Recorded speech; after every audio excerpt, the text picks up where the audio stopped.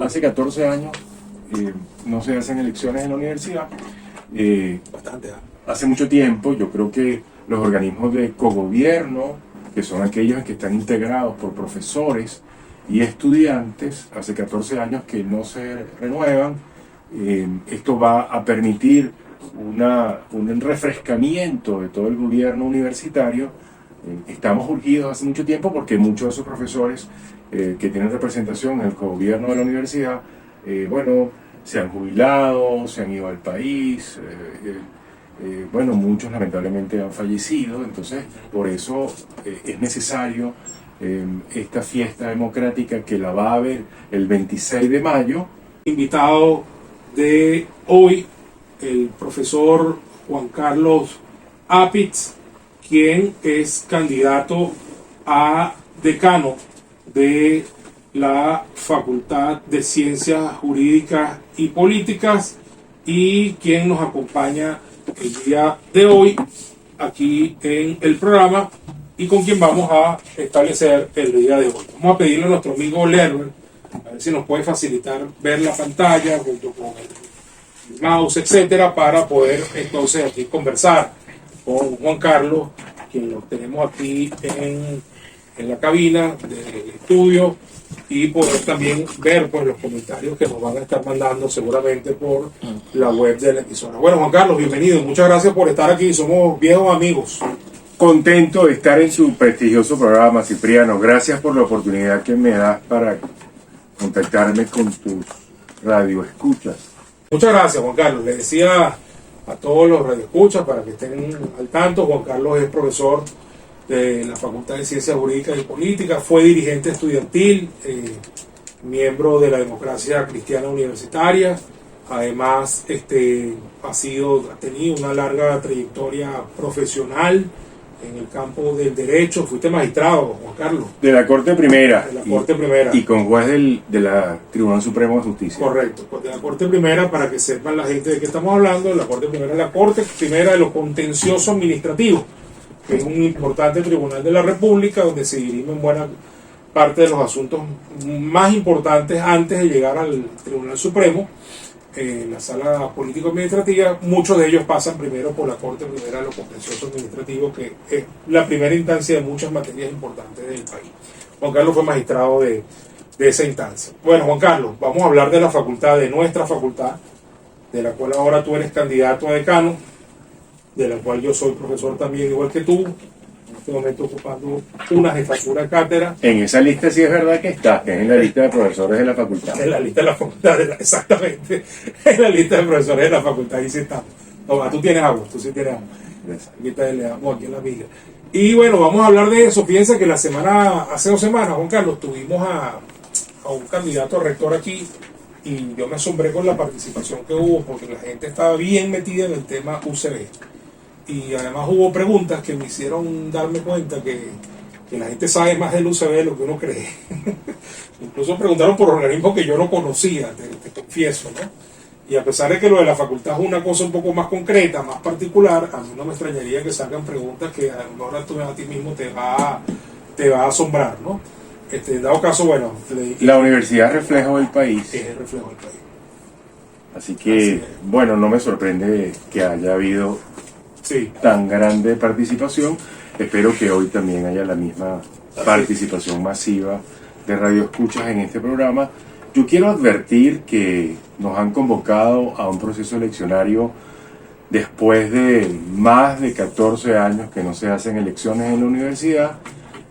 Quiero advertir que la falta de elecciones no es responsabilidad de los universitarios, que esa falta de procesos eleccionarios en la UCB se debió a múltiples decisiones del Tribunal Supremo de Justicia, en el que cada vez que los seguidores del gobierno sentían que iban a perder elecciones, presentaban una acción judicial en el Tribunal Supremo de Justicia e inmediatamente suspendían las elecciones. Así que esto, bueno, es muy importante. Esto va a... ¿Hace exactamente cuántos años? 14 años. Hace 14 años no se hacen elecciones en la universidad. Bastante. Hace mucho tiempo, yo creo que los organismos de cogobierno, que son aquellos en que están integrados por profesores y estudiantes, hace 14 años que no se renuevan. Esto va a permitir un refrescamiento de todo el gobierno universitario.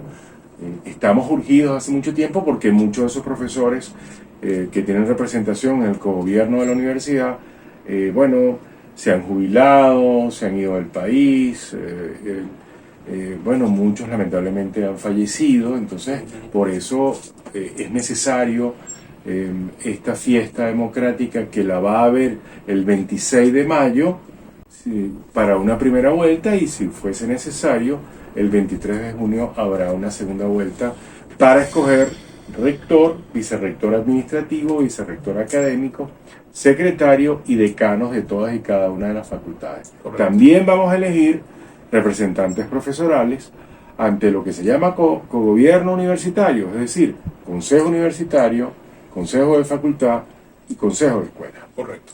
Muy bien, quiero animar a los radioescuchas, sobre todo los que escriben bastante por la página web de la emisora, por el chat de la página web, a que si tienen alguna pregunta que hacer o comentario con respecto a la universidad lo hagan. No vayan a pensar que porque Juan Carlos es candidato a decano de una facultad en específico no se puede hablar sobre cualquier tema en la UCB. Siéntanse libres, porque al final todos somos miembros de la comunidad universitaria, y al ser decano de la facultad, Juan Carlos se va a convertir automáticamente en miembro nato del consejo universitario, y eso le va a dar una presencia allí, una voz ante el consejo universitario, y podrá elevar en nombre de cualquiera de nosotros, de los profesores, cualquier miembro de la comunidad universitaria, cualquier cosa que consideremos todos que hay que elevar ante esa instancia, que ahora la verdad es la principal y máxima instancia de la universidad, el consejo universitario. Si te pones a verlo, no en términos ejecutivos, que evidentemente es el rector, pero sí en términos como de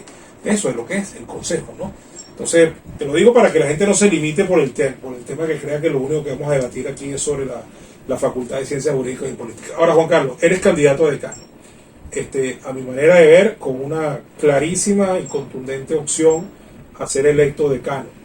Y creo que lo correcto es empezar por preguntarte, y que tú nos expliques a todos, cómo ves la facultad, cuáles son los principales problemas que tiene la facultad hoy en día, algunos de ellos muy graves, por cierto, y cuál es tu propuesta fundamental para abordar cada uno de esos problemas. Amén, Cipriano, amén con esa afirmación de que seré decano de la facultad. Yo estoy convencido que tenemos la mayoría para ser decano de la facultad.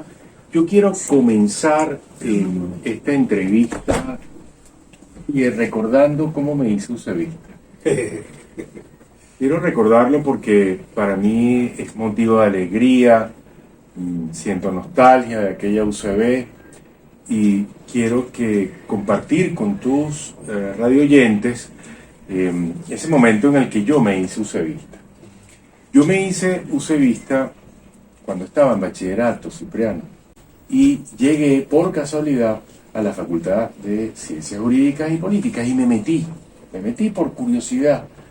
Entonces me meto en la facultad, me puse a ver un poco las instalaciones en la facultad, y me acuerdo que en la planta baja de esa facultad me metí en el aula 12, y en ese momento pues yo no me había percatado que yo estaba con uniforme de bachillerato, y abrí la puerta del aula para meterme en ese momento, y el profesor que estaba dando clases, que era Juan Manuel Mallorca, de criminología, un profesor de criminología, el padre, uno de los padres de la criminología en Venezuela, fue viceministro de Justicia, fue director del Cuerpo Técnico de Policía Judicial. Él estaba dando su clase, y cuando me vio abriendo la puerta me dijo: "Pase, bachiller, siéntese". Y yo con muchísima pena me senté y fui asistente a mi primera clase en la Escuela de Derecho, y desde ese día me hice UCBista y nunca he renunciado a mi condición de UCBista. Es decir, yo me hice UCBista a los 16 años y hasta ahora he sido UCBista, Es decir, tengo más de 40 años siendo ucebista, me siento orgulloso de ello. He trabajado intensamente para que todos nos sintamos orgullosos de ser ucebistas. Creo que en este momento que nos convocan a unas elecciones, siento que es el momento de meterle el pecho a la universidad, no de darle la espalda. La universidad vive como el país y como su sistema de educación una grave crisis. Que como lo he dicho, refleja lo que pasa en el país, y creo que en el caso de la Universidad Central de Venezuela se ha tratado de alguna manera de poner la boca abajo para que no cumpla su destino histórico, que es formar el relevo, digamos, profesional, que significa el progreso y el desarrollo de la nación. Para eso está la Universidad Central de Venezuela, y siento que se le ha atacado de una manera miserable, de una manera irresponsable, y eso se evidencia con el déficit presupuestario al que nos ha sometido de una manera prolongada e injustificada el gobierno nacional.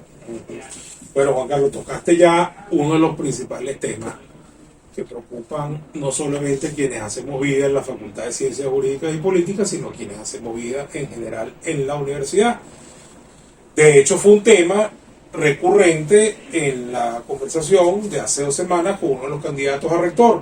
¿De dónde van a salir los recursos para paliar esta situación que nos está afectando a todos, dado esa política que ha tenido el régimen para con la Universidad Central de Venezuela, y yo diría para con las universidades públicas en general, que lamentablemente seguimos dependiendo del presupuesto nacional, porque es así, ¿verdad? No hay otra forma de pagar esa nómina gigantesca de las universidades públicas que no sea con partidas del presupuesto nacional, pero que evidentemente siempre está allí la idea de los recursos propios, lo que se podría generar, producto de la propia actividad de la universidad, etcétera.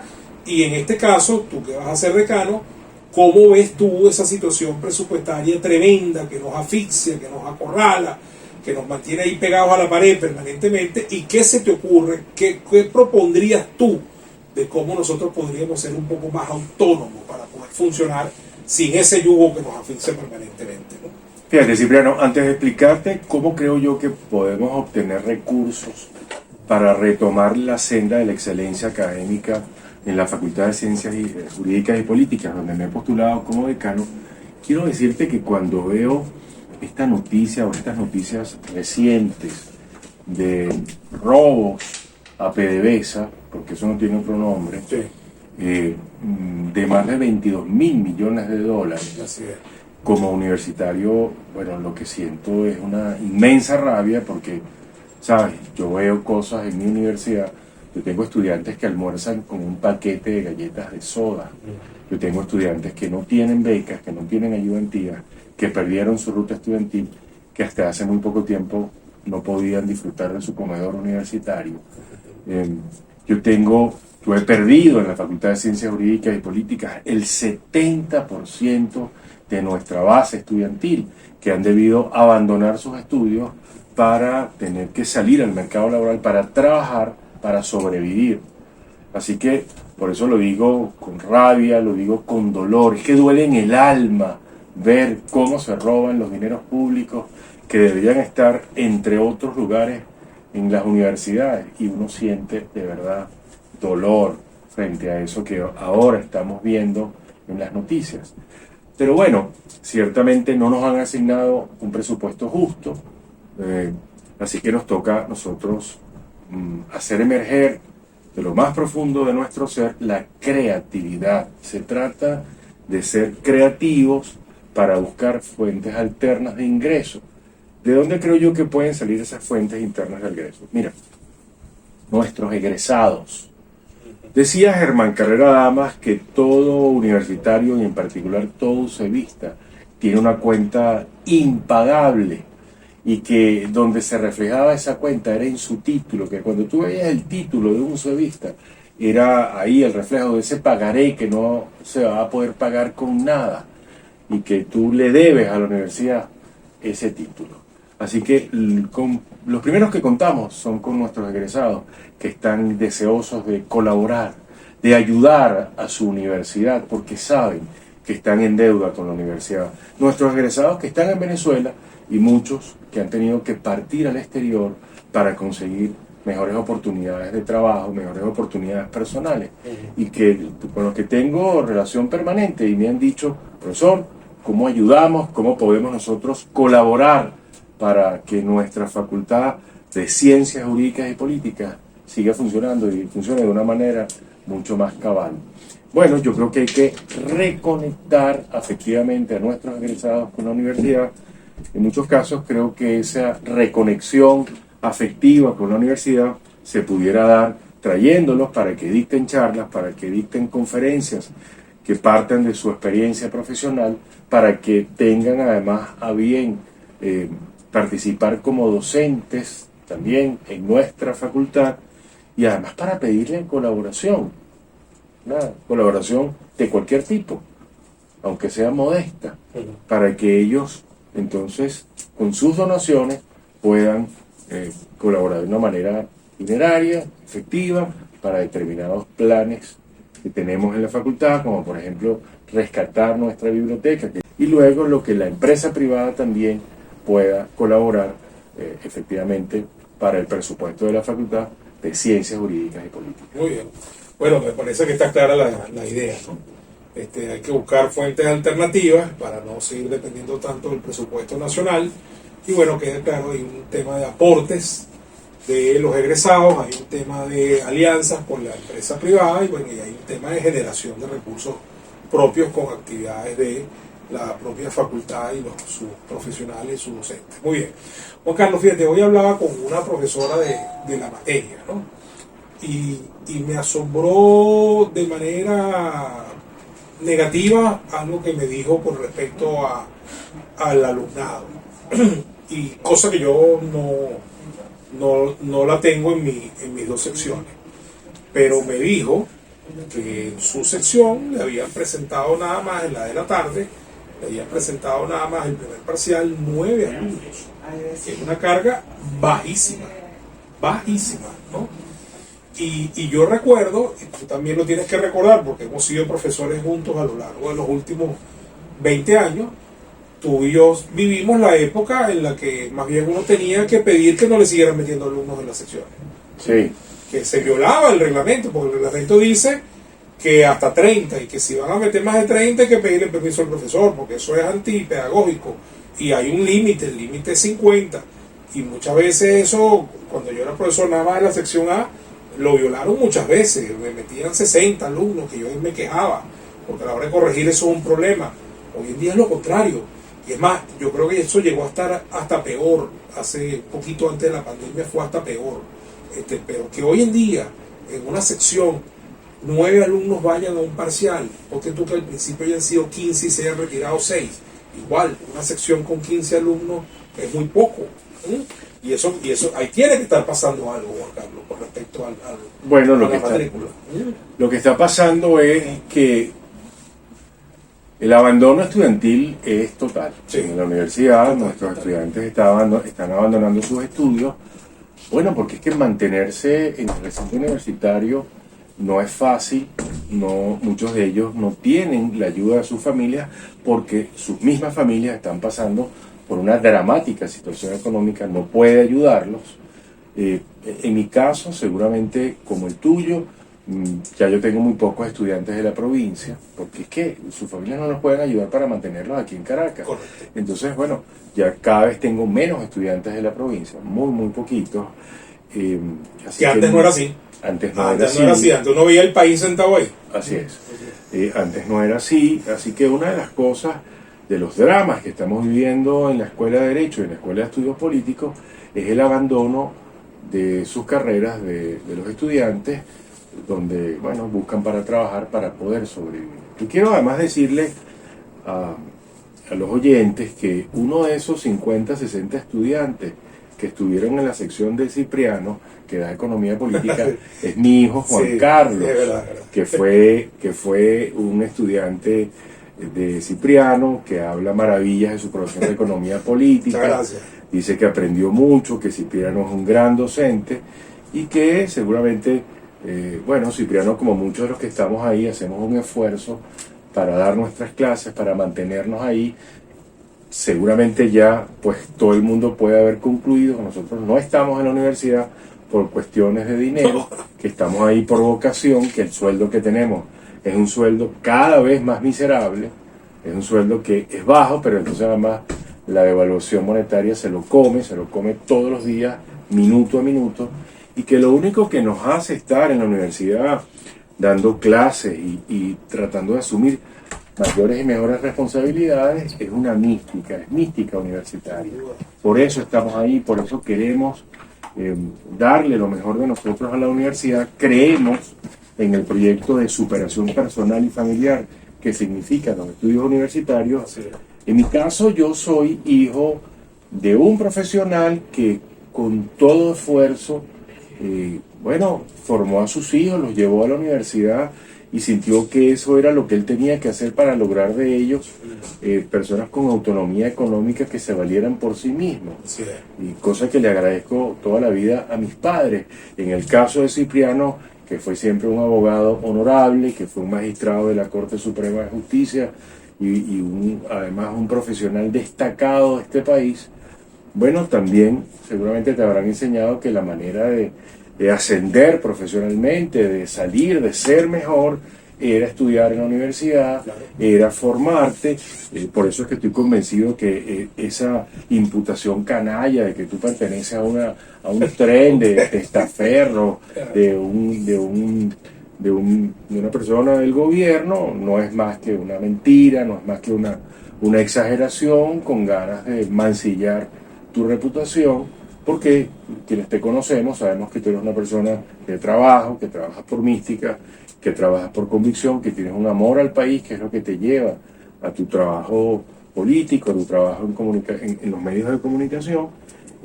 Pero yo veo con dolor cómo mis estudiantes abandonan su carrera universitaria, porque lo que están abandonando es su futuro, es decir, la esperanza de ser mejor socialmente, personalmente, profesionalmente cuando abandonan su carrera. Eso tenemos que rescatarlo, Cipriano. No podemos permitir que eso siga pasando. Tenemos de alguna manera que parar esa eclosión de estudiantes que está saliendo a la calle y que pierden de esa manera su esperanza y su futuro. Así es. Bueno, muchas gracias por tus palabras, Sino, y efectivamente, como lo decía al principio, una lista que no tiene ni pie ni cabeza, y donde es muy fácil mezclar a gente honesta con una cuerda de pillos conocidos, valiéndose de la buena fe de la gente, que cuando ven la lista de pillos conocidos, entonces creen que toda la lista es verdad, porque eso forma parte del asunto. A mí me da mucha tristeza, porque pienso no solamente la maldad que hay detrás de quien se pone a hacer ese tipo de cosas, Juan Carlos, sino que lo que más me da tristeza es que hay mucha gente que se las cree, y eso hace daño, ¿no? Entonces, por eso a veces hay... aunque no hay que pararle mucho a Anónimos, pero hay cosas que sí hay que salir del paso y aclararlas, porque cuando ella llega, entonces un periodista se hace eco de la lista y la publica, y entonces viene otro que tiene un canal de YouTube y entonces también la replica, entonces empieza a hacerse ahí un daño en base al amarillismo que no es conveniente, y yo creo que hacer un comentario como esto es sano, y también llamar un poco a la gente a la reflexión de que no sea presa tan fácil de las cosas malsanas que se ponen a rodar por allí, y mucho menos cuando son anónimos. Te lo agradezco el comentario. Mira, Juan Carlos, fíjate lo que tú acabas de decir. ¿Cómo será que no es ni siquiera por un tema, sino que es pura vocación? Que antes tú escuchabas a uno que otro profesor que decía, bueno, no es el sueldo, porque el sueldo lo es, el sueldo nunca lo ha sido en realidad, o pudo haberlo sido hace mucho tiempo cuando el dólar era 4.30, que tú podías decir, bueno, el sueldo de la universidad era el equivalente a $2.000, $2.500, pero hace mucho tiempo. Quiero recordar en este momento un eximio profesor de nuestra facultad que murió de inanición. El profesor Arismendi, nuestro profesor Arismendi de Derecho Constitucional, se complicó por falta de una alimentación adecuada con el COVID y a los pocos días de contagiarse murió. Sí. Nuestro Instituto de Previsión Social, recibiendo las donaciones y colaboraciones de los distintos profesores, que casi que se quitan el pan de la boca para compartirlo con sus compañeros, está repartiendo entre nuestros profesores que no tienen ni calzado, ni vestimenta, nada, y ni siquiera muchos de ellos comida. Están repartiendo esas ayudas que se consiguen entre profesores que han tenido a bien donar algo de alimentos y bebidas para esos profesores. Importante ese punto. Importante ese punto. Juan Carlos, y ahora te quiero tocar otro punto, ¿no? Porque así como estamos hablando de quienes nos hemos quedado aquí por pura vocación y nos mantenemos al pie del cañón sin esperar de la universidad ninguna otra retribución que no sea la satisfacción de saber que seguimos formando gente para el futuro, tenemos que hablar también del tema de cómo vamos a cubrir todos esos huecos que nos han ido quedando con la gente que sí se ha ido y que para nada podemos criticar. Ayer mismo tú y yo estábamos viendo un listado de profesores y a cada rato salía, bueno, usted está en el exterior, usted está en el exterior, usted está en el exterior. Y eso nos pasa a cada rato, ¿no? Cuando este año empezaba y se decía que las clases iban a ser presenciales, una de las cosas que yo hablaba con la decana y el director era que había unos cuantos huecos en la cátedra de la cual yo soy jefe. Y bueno, me dijeron, bueno, hay que moverse porque si no te va a tocar asumirlo a ti. Y gracias a Dios pude encontrar con quién cubrirlas, pero no es fácil. Y déjame decirte, tengo ya 3 o 4 años cubriendo los huecos que se me están presentando en la cátedra con gente muy joven, lo cual no es malo porque se está incorporando sangre nueva a la universidad, pero tampoco es del todo ideal porque hay gente que todavía tal vez le falta sacar un posgrado más, tener un poquito más de experiencia, etcétera, etcétera, etcétera, ¿no? Bueno, sí, eso es uno de nuestros dramas, los profesores que se nos van de la universidad porque se van del país. En Derecho, como en tantas otras escuelas, en la Escuela de Estudio Político también se han ido muchos de nuestros profesores. Yo creo que parte de lo que nosotros estamos haciendo, Cipriano, es construyendo la Venezuela del futuro para que se haga apta otra vez para todos, al punto de que quienes están en el exterior regresen. Eso es parte del trabajo que estamos haciendo. Yo creo que estamos haciendo un trabajo valioso. En el caso nuestro, fíjate, nuestra Facultad de Ciencias Jurídicas y Políticas tiene 2 escuelas. La Escuela de Derecho, y yo creo que ahí nace el Estado de Derecho, en esa facultad. El Estado de Derecho en Venezuela nace en sus escuelas de Derecho, ese es el caso nuestro. Y la Escuela de Estudios Políticos que forma nuestros politólogos, nuestros científicos políticos para estos momentos de tanto cambio, de tanta convulsión política en Venezuela. Así que es una gran cosa ser profesor de esa facultad. Yo no digo mayor cosa de quienes se han ido. Estimo que están buscando mejores oportunidades. Sé que el país no es cómodo, sé que el país muchas veces es feroz para muchos de nuestros profesores y por eso han decidido irse. Pero nos toca a nosotros, bueno, seguir construyendo la Venezuela del futuro para que ellos regresen. No solamente a los profesores de nuestra facultad, sino muchos venezolanos que están ahora en el extranjero. La mayoría de ellas, por cierto, en situaciones muy incómodas, pasando trabajo, siendo discriminados. Bueno, tenemos que reconstruir Venezuela para que ellos vuelvan. Sí. Y yo estoy animado para ese trabajo. Para reconstruir Venezuela, para reinventar la Universidad Central de Venezuela y en particular la Facultad de Ciencias Jurídicas y Políticas. Muy bien, Juan Carlos, nos quedan 5 minutos nada más, pero veo que entran mensajes. Estoy seguro que aquí hubo un problema de internet, porque además había 5 horas sin mensajes en el chat de la emisora y ahorita están entrando mensajes. Pero bueno, vamos a aprovechar para leerlo. Fíjate, David nos dice, muchos profesores valiosos se han ido por los sueldos que no alcanzan. Sí, por la situación país, no es nada más un problema salarial. Y nos dice Torres, la Escuela de Derecho y Estudios Políticos antes eran una maravilla, pero ahora las cosas no son como antes.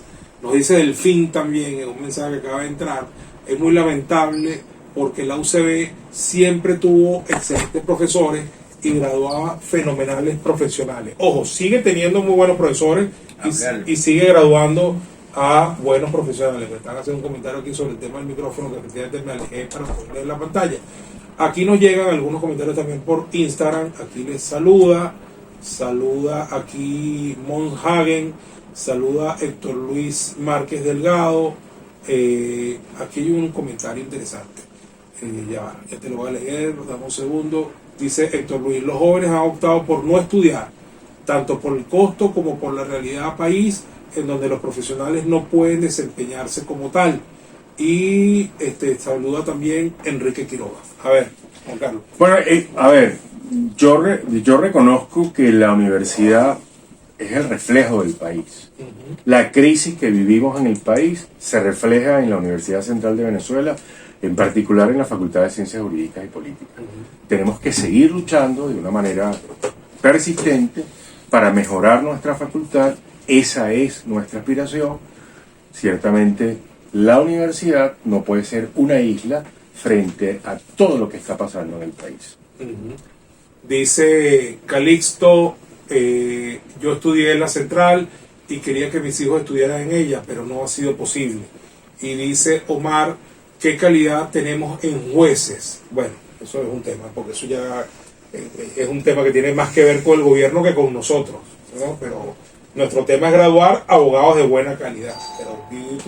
Bueno, es que yo quiero agregar a tu comentario que muchos de los que están ahora en el Poder Judicial no son precisamente graduados en la Universidad Central de Venezuela, son graduados en alguna universidad creada por el gobierno cuya calidad educativa está en tela de juicio. Yo esto lo digo lamentándome mucho porque creo que muchas de las personas que participan en condición de estudiantes en esas universidades lo hacen de buena fe, pero el gobierno creo que de una manera demagógica no le ha imprimido a esas universidades la calidad, la excelencia académica que se requiere para graduar buenos profesionales. Así es. Dice Alfredo, graduar abogados profesionales conscientes y morales. Bueno, justamente ese ha sido el propósito. Si es así, es un reflejo de lo que está sucediendo. Requerimos que se recupere la UCB. Estoy seguro que eso es el propósito. Y por aquí nos saluda también Mike Ramos, que siempre está muy pendiente del programa. Dice Héctor, cuando salí de Venezuela en 2002, ganaba como profesor aproximadamente $150. Eso es lo que gano ahora por hora en el exterior. Cuando yo entré a la Escuela de Derecho, Carlos era ya dirigente estudiantil, y nos conocimos, empezamos a tratar con el respeto de siempre, porque fíjense que éramos en bandos contrarios, no vayan a creer que estábamos en el mismo bando, éramos en bandos contrarios, pero con respeto siempre, y además, bueno, hemos mantenido una larga amistad hasta el sol de hoy, y bueno, yo hoy en día lo estoy apoyando. Ya, Cipriano venía precedido de una reputación de su actividad en bachillerato. Sí, señor. Ahí estuvimos fundando el centro de estudiantes y lo presidimos por un par de años, pero bueno, ahí estamos. Bueno, muchas gracias a todos. Juan Carlos, gracias por tu tiempo, por tus comentarios, por tus luces.